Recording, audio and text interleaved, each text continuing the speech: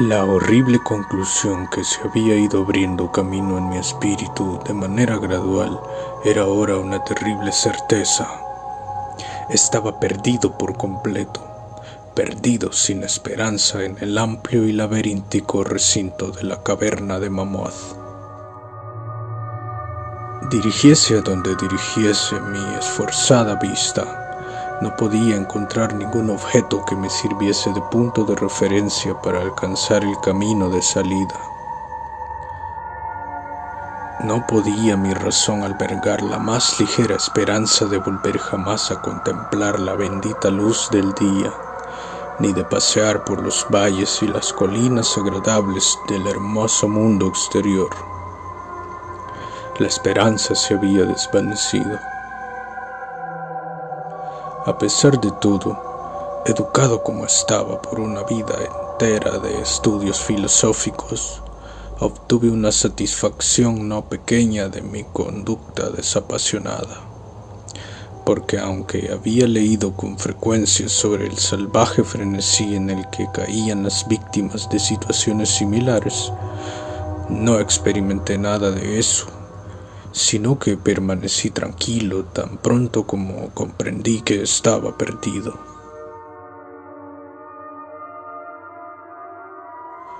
Tampoco me hizo perder ni por un momento la compostura la idea de que era probable que hubiese vagado hasta más allá de los límites en los que se me buscaría. Si había que morir, reflexioné, aquella caverna terrible pero majestuosa sería un sepulcro mejor que el que pudiera ofrecerme cualquier cementerio. Había en esta concepción una dosis mayor de tranquilidad que de desesperación.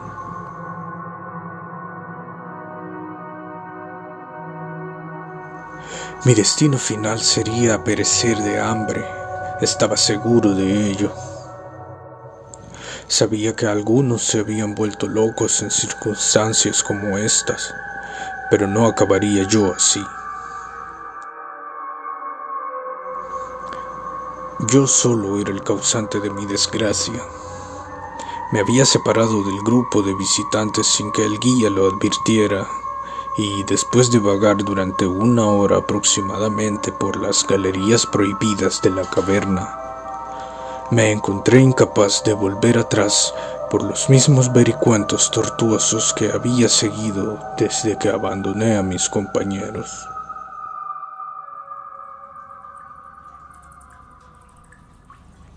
Mi antorcha comenzaba a expirar. Pronto estaría envuelto en la negrura total y casi palpable de las entrañas de la tierra. Mientras me encontraba bajo la luz poco firme y evanescente, medité sobre las circunstancias exactas en las que se produciría mi próximo fin. Recordé los relatos que había escuchado sobre la colina de tuberculosos que establecieron su residencia en estas grutas titánicas. Por ver de encontrar la salud en el aire sano, al parecer, del mundo subterráneo, cuya temperatura era uniforme para su atmósfera e impregnado a su ámbito de una apacible quietud. En vez de la salud, había encontrado una muerte extraña y horrible. Yo había visto las tristes ruinas de sus viviendas defectuosamente construidas al pasar junto a ellas con el grupo. Y me había preguntado qué clase de influencia ejercía sobre alguien tan sano y vigoroso como yo una estancia prolongada en esta caverna inmensa y silenciosa. Y ahora, me dije, con lóbrego humor, había llegado mi oportunidad de comprobarlo. Si es que la necesidad de alimentos no apresuraba con demasiada rapidez mi salida de este mundo. Resolví no dejar piedras sin remover, ni desdeñar ningún medio posible de escape, en tanto que se desvanecían en la oscuridad los últimos rayos espasmódicos de mi antorcha, de modo que, apelando a toda fuerza de mis pulmones, Proferí una serie de gritos fuertes, con la esperanza de que mi clamor atrajese la atención del guía. Sin embargo, pensé mientras gritaba que mis llamadas no tenían objeto y que mi voz, aunque magnificada y reflejada por los innumerables muros de negros laberintos que me rodeaban, no alcanzaría más oídos que los propios míos.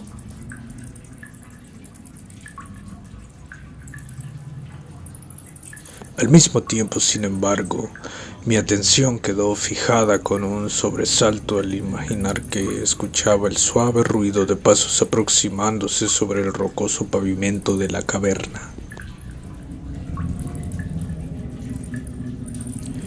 ¿Estaba a punto de recuperar tan pronto la libertad? ¿Habrían sido entonces vanas todas mis horribles apresiones? ¿Se habría dado cuenta el guía de mi ausencia no autorizada del grupo y seguiría mi rastro por el laberinto de piedra caliza? Alentado por estas preguntas jubilosas que afloraban mi imaginación, me hallaba dispuesto a renovar mis gritos con objeto de ser descubierto lo antes posible, cuando en un instante mi deleite se convirtió en horror a medida que escuchaba. Mi oído, que siempre había sido muy agudo y que estaba ahora mucho más agudizado por el completo silencio de la caverna, trajo a mí confusamente la noción terrible e inesperada de que tales pasos no eran los que correspondían a ningún ser humano mortal. Los pasos del guía, que llevaban botas, hubieran sonado en la quietud ultraterrena de aquella región subterránea como una serie de golpes agudos e incisivos. Estos impactos, sin embargo, eran blandos y cautelosos, como producidos por las garras de un felino. Además, al escuchar con atención, me pareció distinguir las pisadas de 4 patas en lugar de 2 pies.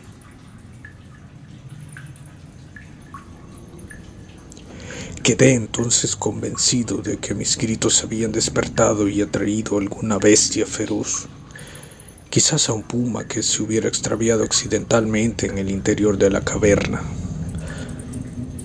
Consideré que era posible que el Todopoderoso hubiese elegido para mí una muerte más rápida y piadosa que la que me sobrevendría por hambre.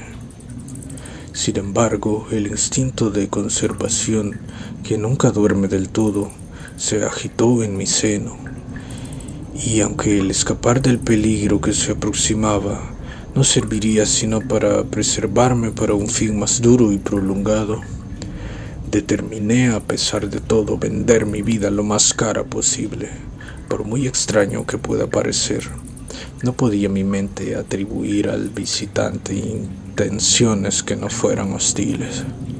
Por consiguiente, me quedé muy quieto, con la esperanza de que la bestia, al no escuchar ningún sonido que le sirviera de guía, perdiese el rumbo como me había sucedido a mí y pasase de largo a mi lado.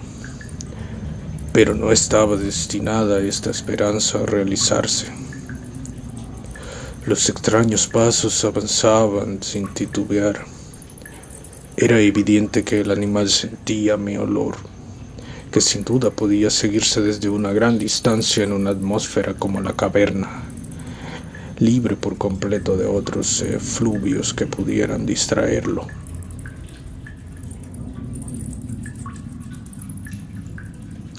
Me di cuenta, por tanto, de que debía estar armado para defenderme de un misterioso e invisible ataque en la oscuridad, y tanteé a mi alrededor en busca de los mayores entre los fragmentos de roca que estaban esparcidos por todas partes en el suelo de la caverna. Y tomando uno en cada mano para su uso inmediato, esperé con resignación el resultado inevitable. Mientras tanto, las horrendas pisadas de las zarpas se aproximaban. En verdad era extraña en exceso la conducta de aquella criatura. La mayor parte del tiempo, las pisadas parecían ser las de un cuadrúpedo que caminase con una singular falta de coordinación entre las patas anteriores y posteriores. Pero a intervalos breves y frecuentes me parecía que tan solo dos patas realizaban el proceso de locomoción. Me preguntaba cuál sería la especie de animal que iba a enfrentarse conmigo. Debía tratarse, pensé, de alguna bestia desafortunada que había apagado la curiosidad que la llevó a investigar una de las entradas de la temible gruta, con un confinamiento de por vida en sus recintos interminables.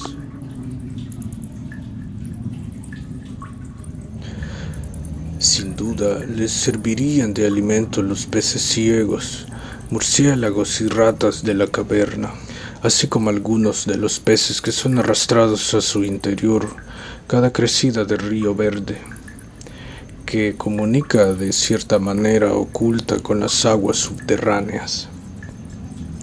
Ocupé mi terrible vigilia con grotescas conjeturas sobre las alteraciones que podría haber producido la vida en la caverna sobre las estructuras físicas del animal. Recordaba la terrible apariencia que atribuía la tradición local a los tuberculosos que allí murieron tras una larga residencia en las profundidades. Entonces recordé con sobresalto que aunque llegase a abatir a mi antagonista, nunca contemplaría su forma, ya que mi antorcha se había extinguido hacía tiempo y yo estaba por completo desprovisto de fósforos. La tensión de mi mente se hizo entonces tremenda. Mi fantasía dislocada hizo surgir formas terribles y terroríficas de la siniestra oscuridad que me rodeaba y que parecía verdaderamente apretarse en torno de mi cuerpo. Parecía yo a punto de dejar de escapar un agudo grito, pero aunque hubiese sido lo bastante irresponsable para hacer tal cosa, a duras penas habría respondido a mi voz. Estaba petrificado, enraizado al lugar donde me encontraba. Dudaba que pudiera mi mano derecha lanzar el proyectil a la cosa que se acercaba cuando llegase el momento crucial.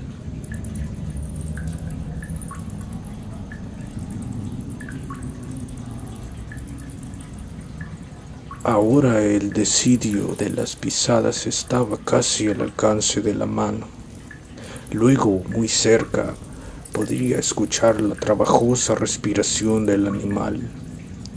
Y aunque estaba paralizado por el terror, comprendí que debía de haber recorrido una distancia considerable y que estaba correspondientemente fatigado.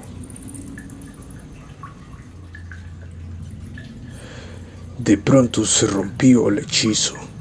Mi mano, guiada por mi sentido del oído, siempre digno de confianza, lanzó con todas sus fuerzas la piedra afilada hacia el punto en la oscuridad de donde yo procedía la fuerte respiración.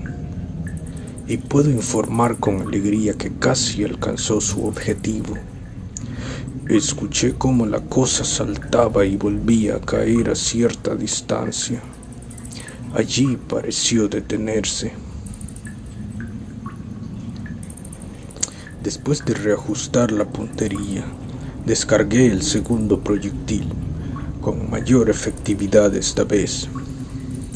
Escuché caer la criatura, vencida por completo, y permaneció yaciente e inmóvil. Casi agobiado por el alivio que me invadió, me apoyé en la pared. La respiración de la bestia se seguía oyendo, en forma de jadeantes y pesadas inhalaciones y exhalaciones.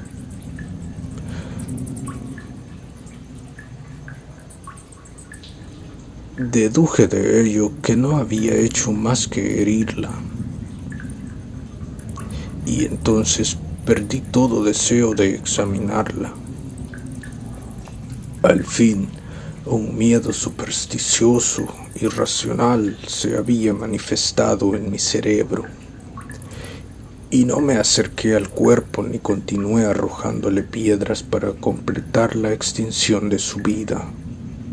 En lugar de eso, corrí a toda velocidad en lo que era, tan aproximadamente como pude juzgarlo en mi condición de frenesí, la dirección por la que había llegado hasta allí. De pronto escuché un sonido, o más bien una sucesión regular de sonidos. Al momento siguiente se habrían convertido en una serie de agudos chasquidos metálicos. Esta vez no había duda, era el guía.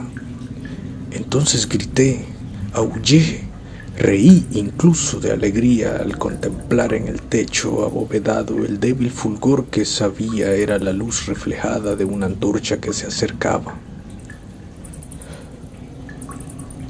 Corrí al encuentro del resplandor y, antes de que pudiese comprender por completo lo que había ocurrido, estaba postrado a los pies del guía y besaba sus botas mientras balbuceaba, a despecho de la orgullosa reserva que es habitual en mí, explicaciones sin sentido, como un idiota. Contaba con frenesí mi terrible historia y, al mismo tiempo, abrumaba a quien me escuchaba con protestas de gratitud. Volví por último a algo parecido a mi estado normal de conciencia. El guía había advertido mi ausencia al regresar el grupo a la entrada de la caverna, y guiado por su propio sentido intuitivo de orientación, se había dedicado a explorar a conciencia los pasadizos laterales que se extendían más allá del lugar en el que había hablado conmigo por última vez, y localizó mi posición tras una búsqueda de más de 3 horas. Después de que hubo relatado esto, yo, envalentonado por su antorcha y por su compañía, empecé a reflexionar sobre la extraña bestia a la que había herido a poca distancia de allí en la oscuridad, y sugerí que averiguásemos con la ayuda de la antorcha qué clase de criatura había sido mi víctima. Por consiguiente, volví sobre mis pasos hasta el escenario de la terrible experiencia.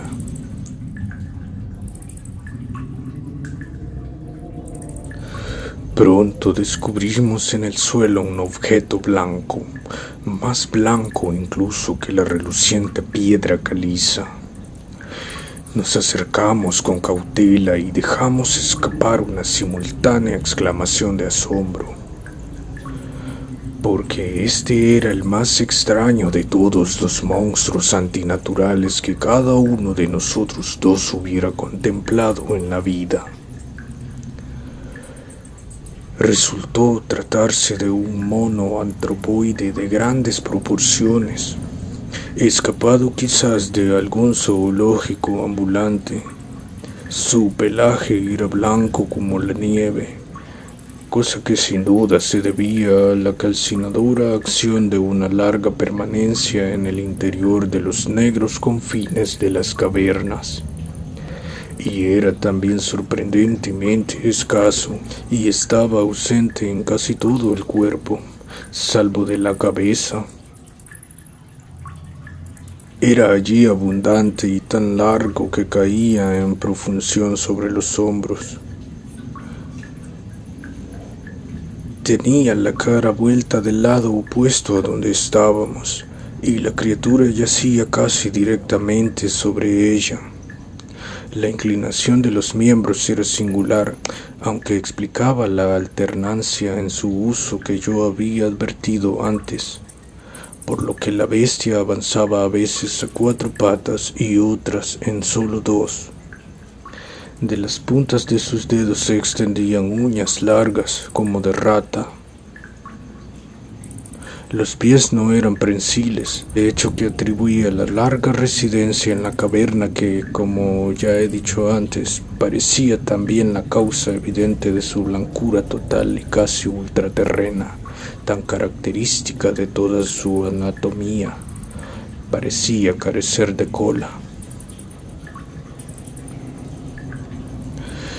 La respiración se había debilitado mucho, y el guía sacó su pistola con la clara intención de despachar a la criatura, cuando de súbito un sonido que ésta emitió hizo que el arma se le cayera de las manos sin ser usada.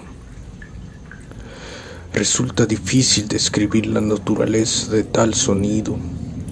No tenía el tono normal de cualquier especie conocida de simios, y me pregunté si su calidad antinatural no sería resultado de un silencio completo y continuado por largo tiempo, roto por la sensación de llegada de luz que la bestia no debía de haber visto desde que entró por primera vez en la caverna.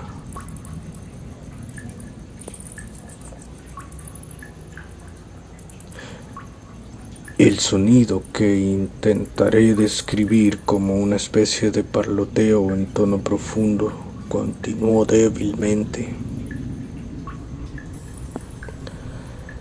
Al mismo tiempo, un fugaz espasmo de energía pareció conmover el cuerpo del animal.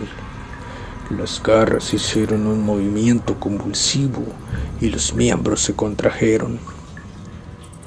Con una convulsión del cuerpo, rodó sobre sí mismo, de modo que la cara quedó vuelta hacia nosotros.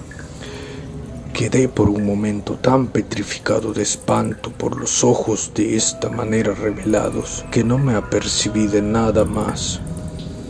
Eran negros aquellos ojos, de una negrura profunda en horrible contraste con la piel y el cabello de nívea blancura.